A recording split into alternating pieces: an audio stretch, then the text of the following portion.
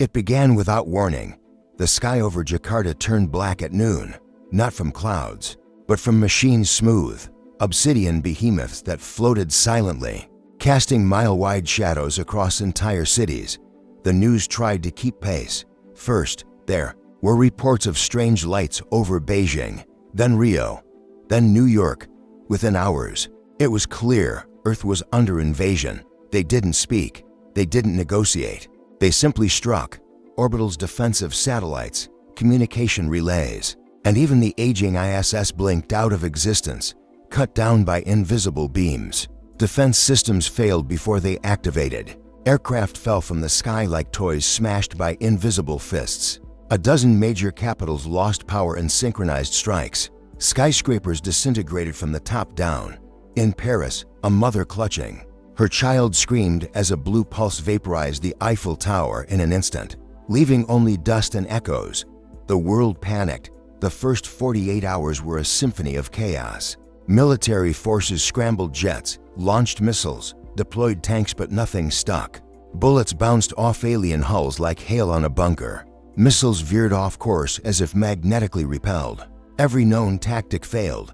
Human weapons were decades, centuries behind theirs. It wasn't a war. It was a massacre. In London, the Prime Minister was cut off mid-broadcast as the power grid went down, followed by every backup. In Washington, D.C., emergency meetings dissolved into shouting and tears. Across the globe, cities burned. The invaders didn't occupy, they erased. They were called the Varen, a name plucked from intercepted signals, analyzed by linguistic eyes, and decrypted by whatever was left of the national deep systems. Tall, silvery beings with featureless faces and movements too precise to be natural. They didn't come in peace. They didn't come for resources. They came because they could. And yet, in the pit of despair, something flickered. In a secure bunker, buried beneath the Rocky Mountains, Dr. Alara Miles watched the world fall apart. She was no soldier, no fighter, a theoretical systems strategist. She had once designed fail-safes for quantum AIs. Now, her world of equations and simulations was irrelevant, or so it seemed. Alara's first thought was of her brother Captain Dean Miles, stationed in Tokyo before the invasion. No signal in 3 days. That silence gnawed at her. But the second thought was clearer, colder.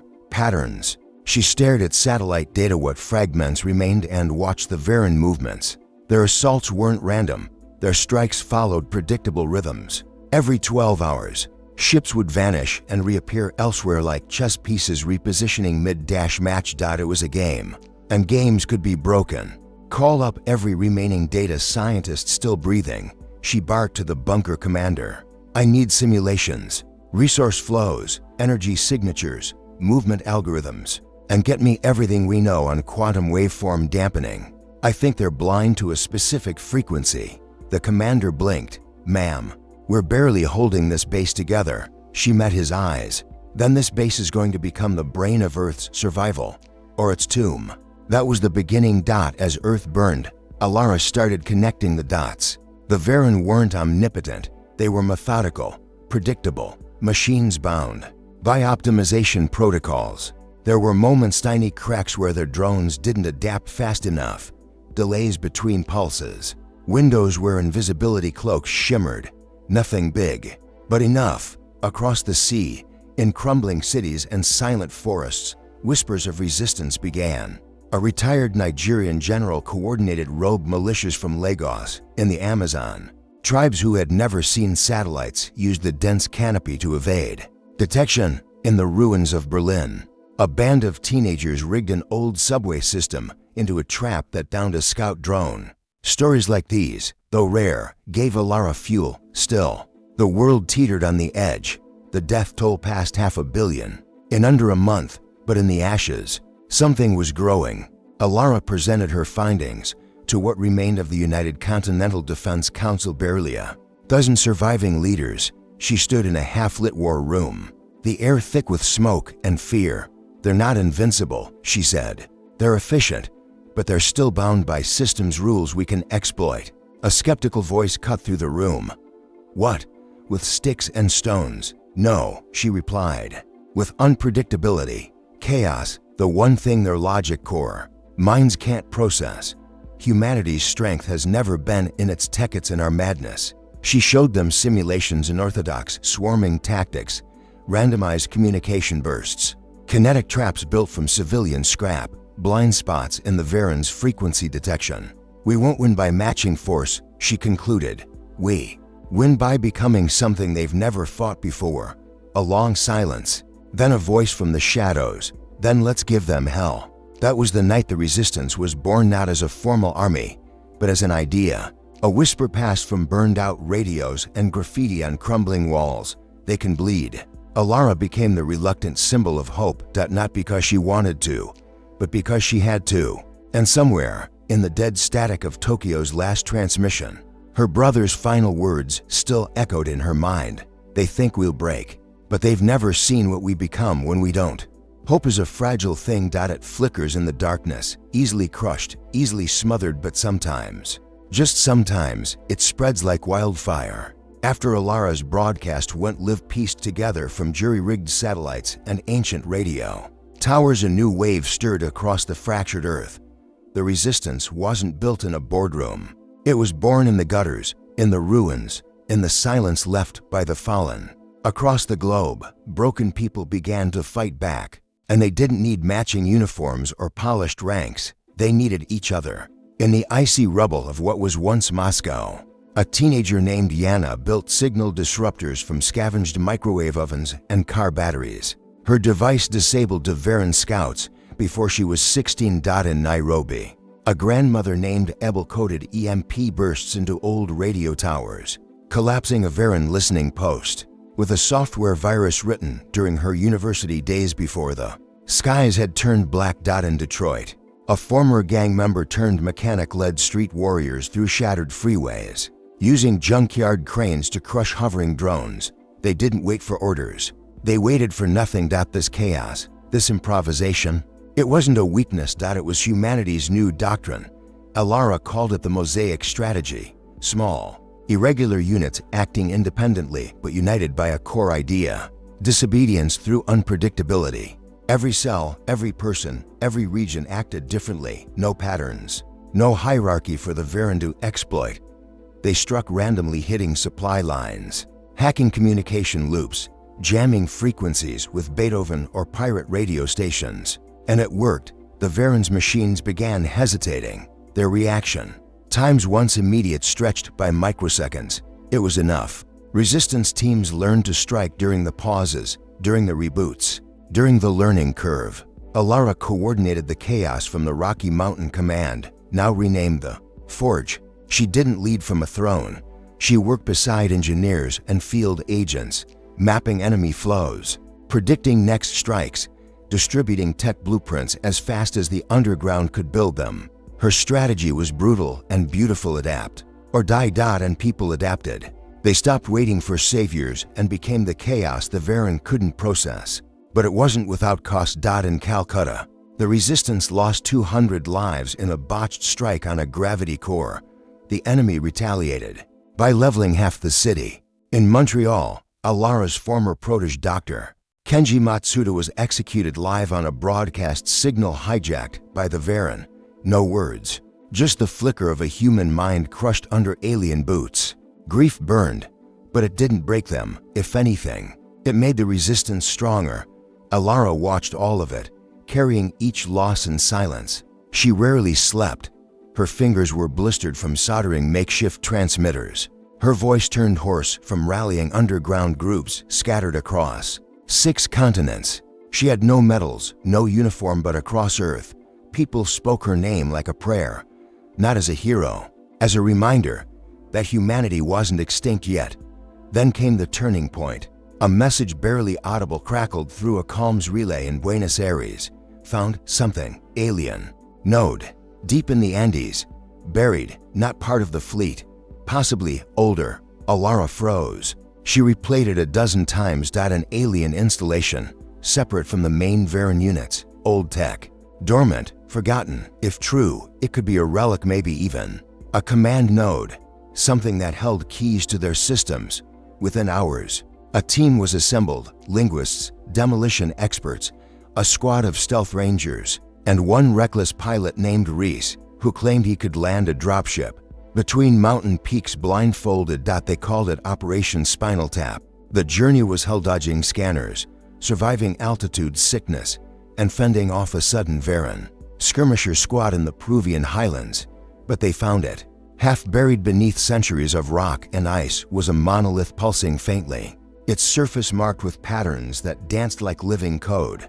The linguist, a soft-spoken man named Sol, wept as he cracked the symbols. It was a neural relay, a hub, a translator node between the Varan fleet and something beyond, and it was vulnerable. Alara received the relay logs. What she read turned her blood cold.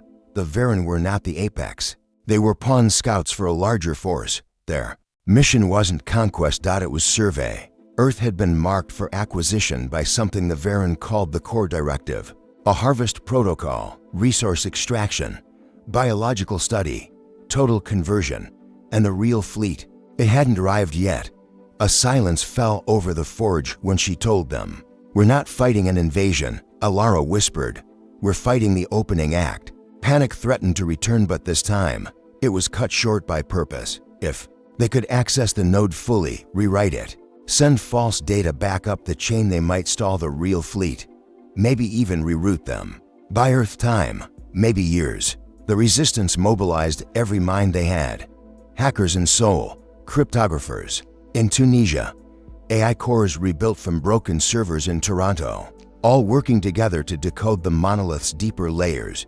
They called it the Lie, a viral loop that would make Earth appear worthless, stripped, toxic, unstable, not worth harvesting, not worth conquering. It wasn't elegant. It was risky. It could backfire. But it was their shot. The mission succeeded. The lie was uploaded. The node flickered, and then darkened. And across the sky, something miraculous happened. The Varan paused. Globally, every drone, every ship, every unit, for 13 minutes and 9 seconds, the entire invasion force froze mid-air. Then, some retreated. Not many, but enough. They were confused, disconnected. Humanity had struck not at the machines, but at their mind. Alara didn't celebrate. She knew better. This wasn't the end. But for the first time, they'd hurt the Varan where it mattered. And Earth, scarred and fractured, stood a little taller. The war didn't end after the lie, but something shifted. For the first time since the sky turned black, the Varan hesitated. Their formations grew scattered. Their strikes became less coordinated. A cold silence filled their encrypted comms channels. Whatever tether connected them to their masters had been frayed, and in that uncertainty, humanity sharpened its claws. Operation Floodgate was the first true offensive. Alara had spent weeks analyzing the Varan fleet deployment, tracing energy pulses back to a high-altitude relay platform stationed in low Earth orbit. It served as a central node and autonomous control center that linked ships in real time. If it could be taken offline, even for a moment, the invaders would lose their collective mind. But this wasn't a job for missiles or brute force. It called for something insane. Enter Reese, the same reckless pilot who once landed a hijacked Varan interceptor on top of a ruined stadium in Cape Town just to make a point. His plan was absurd. Modify a captured enemy ship with a human interface, outfit it with a nuclear payload, and crash it directly into the orbital relay. Manual detonation. No remote trigger. Everyone said no. Alara said yes, because deep down, she knew that madness, reckless, irrational, beautifully human madness, was their sharpest weapon. The launch was timed to a global assault. While resistance cells bombarded Varan strongholds from Tokyo to Tunis, Reese ascended through enemy airspace, dancing through plasma beams and gravity distortions. Half the world held its breath. In the end, they didn't hear an explosion. They saw the sky ripple, like glass hit with a hammer. The relay blinked out of existence, and so did the connection. Within seconds, Varan machines across the globe began to falter, some crashing midair, others going limp and unresponsive. Entire battalions collapsed, their hive mind disrupted. Drones stood still in city centers, inert like broken statues. The resistance called it the pause, and they didn't waste it. In Berlin, strike teams used explosives crafted from sewer methane and construction debris to annihilate a buried command corps. In Nairobi, children led scouts through collapsed mall tunnels to ambush crippled drones. Across the Amazon, tribes set fire to enemy walker units trapped in the trees. 173 enemy units were neutralized in a single day. That night, the skies were clear for the first time in months, but Alara didn't sleep. She sat alone in the forge's comms room, staring at a cracked photograph of Reese. He hadn't survived. Nobody to recover, just a final transmission, static and laughter. Tell Alara I beat them to the punchline. He'd gone out with a smile. She wept in silence. The next morning, she stood before the Resistance Council. Her voice was raw. We are not just survivors anymore, she said. We are the fire. We are the anomaly their machines cannot predict. And now we hunt. The Resistance went global. No longer hiding in shadows, they moved openly. Convoys with scavenged Varan tech rumbled across highways. Skyships patched together by rogue engineers patrolled the atmosphere. Humans had learned to reverse engineer alien circuitry, rewiring their enemies' own tools against them. They weren't just resisting, they were evolving. In Cairo, an exobiologist named Armin grew algae that disrupted Varan's sensor drones. In Vancouver, an AI named Petra booted from an old gaming server learned to mimic Varan communication codes, sending false orders and sowing chaos. In Madagascar, a team of deaf resistance fighters immune to the Varan's sonic suppression weapons stormed a tower and planted the Earth flag atop its peak. The image, captured by drone and broadcast to the world, became a symbol. We are still here. But the most critical operation came weeks later. Operation Bastion. The Forge had detected a subterranean Varan hub beneath the ruins of Istanbul. It was old, pre-deployment, possibly a cloning or manufacturing center. If left intact, it could generate reinforcements, even adapt to human countermeasures. It had to be destroyed. The problem, it was shielded by a defense grid built into the Earth's crust, impervious to orbital strikes or tunneling. Alara had a plan. You can't break the crust, she told her team, but you can slip beneath it. She pointed to old mine tunnels beneath the Bosphorus abandoned decades ago. If they reactivated them, navigated through the collapsed systems, and reached the chamber from below, they could plant a gravity bomb and collapse the entire network from underneath. The mission was suicide. Alara volunteered to lead it herself. The council objected. Her answer was simple. I started this. I finish it. She and a team of 11 entered the tunnels. Only 6 came back, but the hub was gone, turned into a molten crater. That day, the Varan began to withdraw from the Middle East entirely. It was the beginning of their retreat. Their cold logic had finally acknowledged the truth. Humanity wasn't worth the cost. They'd underestimated the rage of a species that had survived plagues, floods, world wars, and its own worst instincts. A species that, when cornered, didn't kneel. It bit, and it clawed. And it remembered every death. When the final ship fled Earth's orbit, Alara stood at the edge of a burned field outside London, watching the sky with haunted eyes. She didn't cheer, she didn't wave. She simply whispered, "Run while you still can," because she knew something the others didn't. This wasn't the end. It was an intermission, and the galaxy had just learned the most dangerous lesson of all: never corner a human being. The last Varan warship vanished into the void over the Pacific sky, trailing static and wounded pride. For the first time in human memory, there was silence. Not the silence of death or fear, but a silence pregnant with something unfamiliar: peace. What remained of Earth stood in ruins. Cities were mangled skeletons of steel. Oceans were littered with alien wreckage. Forests burned, and skies still flickered with radiation scars. But humanity had survived. More than that, it had endured. In the days following the retreat, Alara Miles became a myth walking in daylight. People called her the architect, Mother Resistance, even the flame of Earth. She hated all of it, not because she was humble, but because she had buried too many friends to enjoy the praise. She spent no time in ceremonies. While politicians bickered over power in makeshift parliaments and others scrambled to reestablish order, Alara got to work. The Forge transformed from a bunker into a beacon. Blueprints, knowledge, and fragments of salvaged Varen tech were compiled into the Foundation Code, an open archive made available to every surviving settlement. Solar synthesis modules, gravity modulators, shield plating. Things that once seemed like science fiction were now blueprints printed on recycled paper. In refugee camps, her message was clear: we rebuild together or we fall apart again. Nations, as they once were, didn't exist anymore. Borders were irrelevant. The only passport now was survival and contribution.